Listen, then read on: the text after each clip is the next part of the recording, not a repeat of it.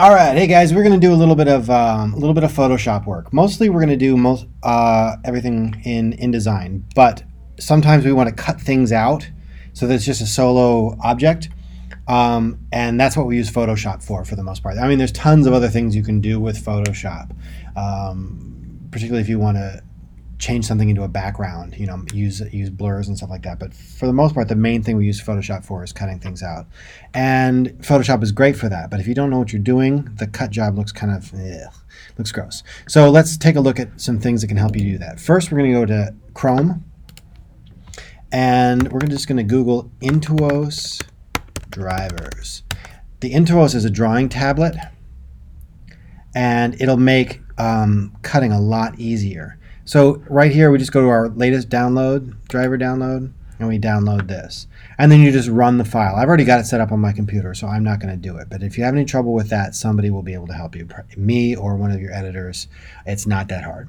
So that's where you get the drivers, intuoswacom.com. Just Google Intuos drivers, and they come right up. Okay, so I'm going to go into Photoshop.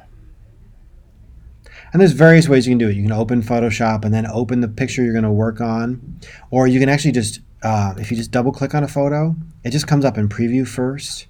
And then you can just drag it into Photoshop. So let's actually do it that way. So I got these two pictures of Penny the wiener dog, Penny the Chiweenie. If I'm going to cut them out, this was the first one that I picked. And I've actually decided I don't want to do it. Because see how the back of her legs are kind of obscured by the grass? That's just going to make it harder. It's a fun picture, but I'd rather have an unobscured picture of a wiener dog. So I'm going to take this one, and I'm going to drag it into Photoshop.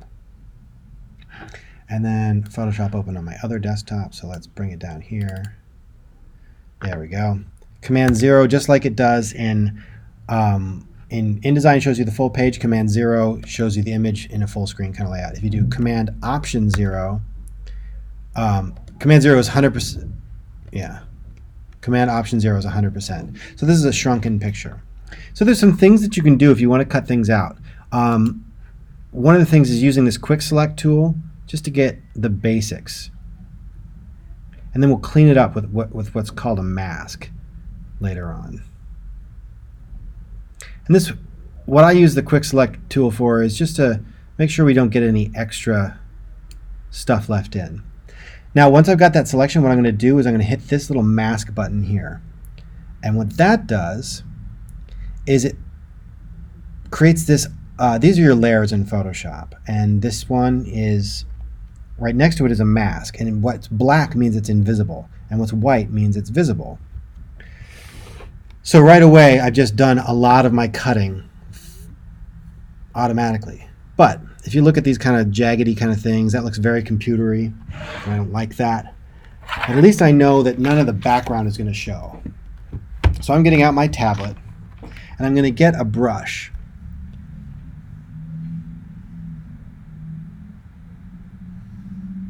And sometimes your tablet isn't set the way you want it to be.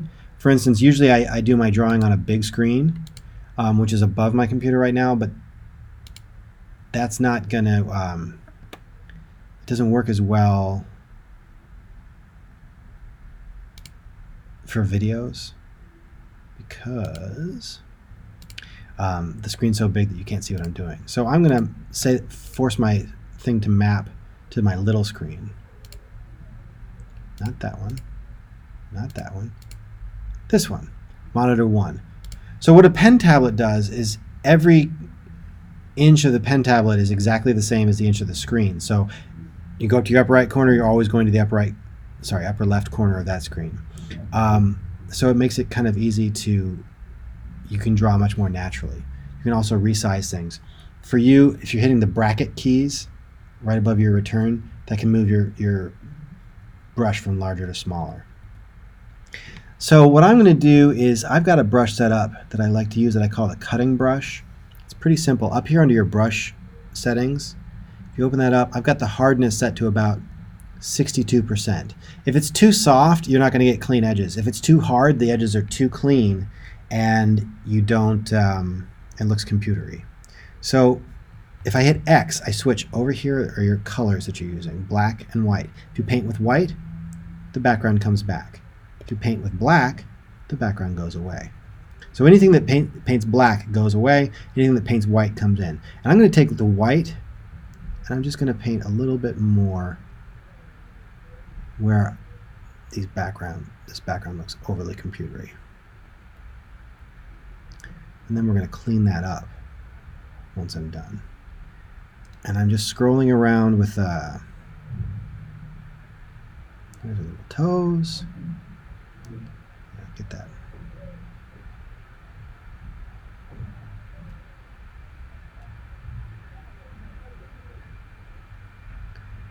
And the nice thing about this tablet is also it's pressure sensitive. So with some brushes, if you have it set up, the harder you push, the more the brush is going to show through. For this kind of gig, for the basic cutting, I don't really see the need for that. So I'm just using it because it's much easier and smoother, and I can get more natural kind of lines than I can with a mouse. Where's the rest of our tab? There we go. Okay. Now I hit X to switch to black, and I'm going to start getting rid of stuff.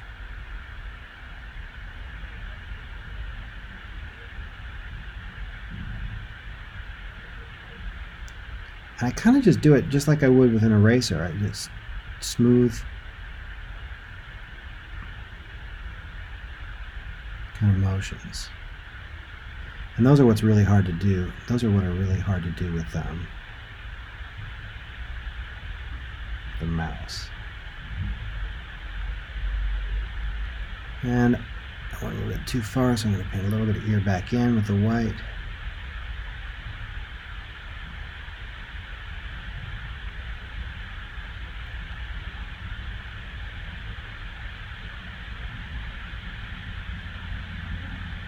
And there are times when you'll want to use like a brush with a very a pressure opacity with a very soft edge if you're trying to blend two things together and to make it look really smooth, then that's a good idea to do. But for our job, I'm just trying to cut this out. Now this little area, I can shrink my brush, maybe zoom in a little bit. And what I'm actually going to do is I'm going to cut too much, which makes it a little bit too round there, and I go back and I paint back in so that I get the angle that's actually there. And then we'll go cutting brush again, paint it back in. I've actually got the X key that you use to switch between black and white. I've got it mapped to one of the buttons on my pen, so that I just click that little button with my fingertip, and it switches between colors. That way I never have to really get off of the tablet, because I just use a two-finger swipe to scroll around the document, just standard gestures. You can turn the touch on and off. Sometimes people turn it off because if their mouse wire is rubbing on the tablet while they're not using it, then it makes things confusing, because it's registering a motion. And I'm just going along, feeling a little bit like Bob Ross, making my cuts happy cuts. It's actually kind of therapeutic doing this, because it's not that hard, but you also have to just kind of calm yourself down and take your time. And we do things kind of fast now, but there's something about doing a decent cutting job that looks natural. That's really kind of fun. And what we're going to do with this is we're going to bring it into an InDesign document in a little bit. In the folder there. And actually, let's switch to a soft, round opacity. I'm just going to now see this. I'm doing it very lightly, and that's because of the weird kind of fluffy fur that she's got going out here. Just kind of going in there, making lighter cuts. Maybe use a bigger brush. The bigger the brush is, the softer the edge is. So you can kind of get in there and just, it doesn't have to be, exactly perfect. Especially since we're just going to bring this onto a white background. But if you get everything looking really blurry, now that I'm out of that neck ruff, I'm going to go back to my cutting brush. And whenever you set the settings for your brush, you can always save it as a new brush preset, and that's what I've done there because I found I use that size so often.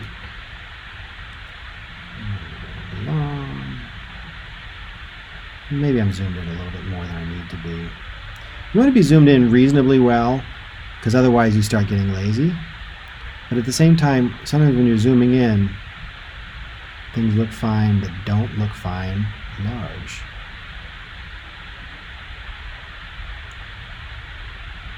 The other thing to remember is that when you're putting this into like magazine style into just a document, it's not going to look realistic anyways because it's just cut out on a white page. So you don't have to be exactly perfect in terms of the lines. As long as it looks smooth and mostly natural, it'll be okay. If you were trying to like put her into a photograph where it looked like she was actually in the photograph, you got to be much more careful in your cutting. You also have to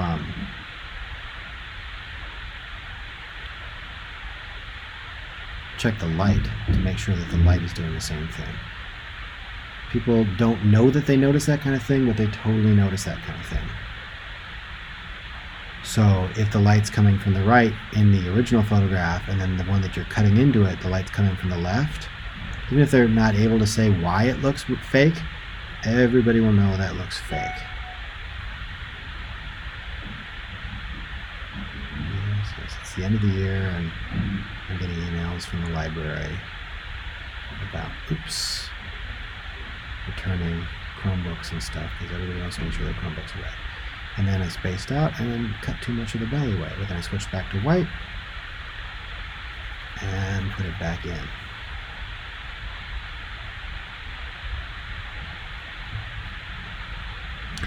When we bring this into InDesign for our full layout, we're going to use it as a Photoshop document. If you save this as a JPEG, all that we've done here, this painstaking, laborious cutting job, all of that background turns back to white because JPEG doesn't handle transparencies. But because InDesign and Photoshop are both made by Adobe, the two work perfectly together. I keep going over here to cut things out, but that's actually just something on my screen. Like a bit of my lunch, maybe. I don't know. Maybe I sneezed on it. But that can't be because I cover my mouth when I sneeze. Because I'm civilized.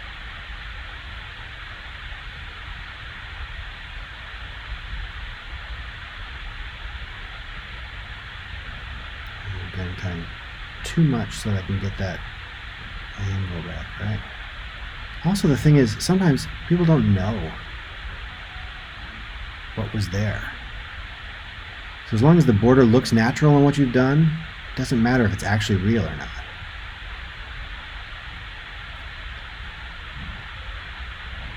So that's one of those fun things where if there's actually a weird kind of awkward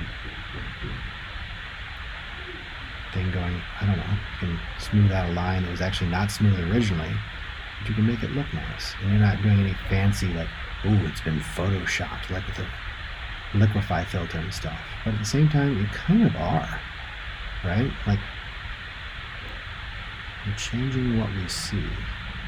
So you do have a certain amount of responsibility to be accurately reporting what's going on. Speaking of responsibility, while we're doing this cutting, we got in, not trouble, but we created some problems for ourselves a few years back because people got so excited about cutting things out, they started just like mangling student artwork. You know, in our posters it says pieces are subject to editing. They kind of took that as carte blanche to make any changes they wanted. So they were cutting all kinds of pieces out and then using those in their designs, thinking the design is the most important part of the whole page, not the art. And then the artists that trusted us with their stuff were understandably irritated. Like, I'm going to burn finesse to the ground, that kind of thing. So if we're doing these cuts, you have to make sure that the original photo is in the magazine in its full glory, untouched, unmessed with. just ready to go. Oops, that was an awkward cut right there. So that, sure, we're taking elements from it because that can make the design look cool, but we're not saying like, well, that's now your photo, because it wasn't their photo or their piece of art. They didn't do it that way, and it's irritating when somebody else decides that our idea is better than theirs. It's offensive. I've had people do that to my photos, and I hated it. If you wanted it that way, shoot your own photo. You know, so I completely get where those guys are coming from. Okay, maybe it's not exactly perfect, but that's a pretty good cutout. Now the other thing I'm going to do, since we don't need any of this white space for the design, is I'm going to crop anything unnecessary. That makes it a little bit easier to bring into InDesign. So I just used the crop tool over here, did it the way I wanted it, and then hit enter. And actually, let's crop it one more time, because we can do like a vertical crop. There we go. Bring that up. Nice. All right, so I'm going to save this. I did Shift-Command-S to save as. And I'm going to do it right in my, in my staff folder. I'm going to do a new folder in there. I forgot to copy the stuff over, so now it's a good thing I'm doing the save as. If you do forget to copy, as long as whatever you save is in your folder, Photoshop, what is it, 7 Photoshop. So that becomes my PSD file, and that's what we want. We're going to keep the layers. We can always go back and mess with the mask later on if it's not working out perfectly. So that's out of Photoshop there. Now I'm just going to copy all of these files and stick them into my staff folder before I forget. Okay. That was Command C, Command V. So now I'm going to open up the template, and I'm going to open up Dog Around the Block. A Word doc here. This is the poem we're going to use. It's right here. Let's copy it all. Command C. Can I just close this now? Well, actually, we're going to leave it open just in case I need it. And we'll make a box.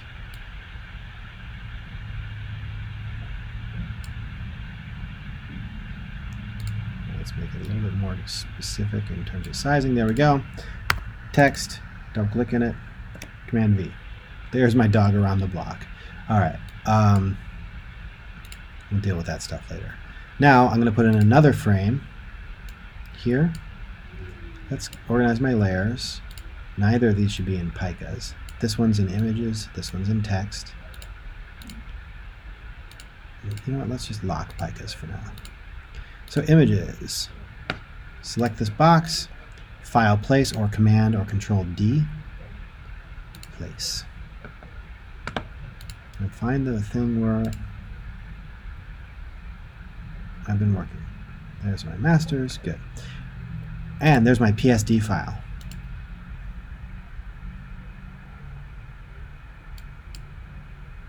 Oops. There. I had the text box still selected. So there's my thing. So let's put her down here. Maybe center. There. If I want to take this, just do a quick. It's fit frame content. Here I'm gonna go take Dog Around the Block. Command X to cut it. I'm going to put another text box in here, paste it in. We'll do character styles. It's a cute. Let's say give me some sugar. Give me some sugar. Dog Around the Block. That's fine that way. Fitting, fit frame to content.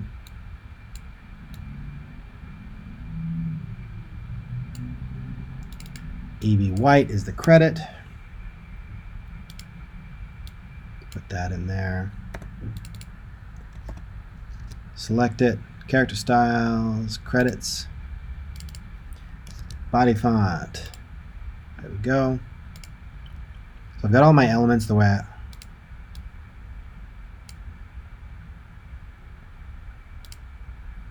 more or less the way I want them. That's fine. If you want, right now she's just behind the pictures. If I turn on image wrap around object shape, it may pick up. Oops, what have I done? There, I was moving. So right now it's doing text wrap around the picture itself. There's another trick you can use the pencil tool, and this will be the last thing I'll show you. I'm just going to do a real basic outline around her, and I'm going to make sure that it's invisible, and it is. If I select the two, so now I've selected the dog and the pencil outline, I can bring that in there, and let's actually just get the pencil. There. Pencil around the shape. Now if I select the two, I can move them around, and the text goes around the dog. I would never do that to a poem like this because the poem's form actually kind of matters, right? But if you're trying to squeeze it into a longer document, like a story or something where the words are the important thing and the form of the words doesn't really matter, the form doesn't matter, then that's a kind of cool trick to use. The last thing to do is put in artist credits. So Sam Worden, Penny, do we do commas? Penny, photograph. Select that, credits, fitting, fit frame to content. I'm going to put this over here, and that's a little bit harder to judge pica wise because like there is no bottom of the frame because it's just kind of an invisible thing, but we'll just check her feet there, and we'll move this up. And it's pushing my stuff away because of the text wrap. So because I'm not using that, I'm just going to get rid of that path, the pencil thing. And now my stuff is fine. Oops. I'm just going to Command Z to undo that. Lock my images, open up my picas, bring my pica back here. Let's just see if that's pretty much a pica. So that's pretty safe. It says at least a pica. So I can just check if I go to preview mode. That's a little bit overly minimal, but it shows you how to do the Photoshop stuff. So that's cool. That's what we have to do. If yours looks like this, you did your job basically right. Cool?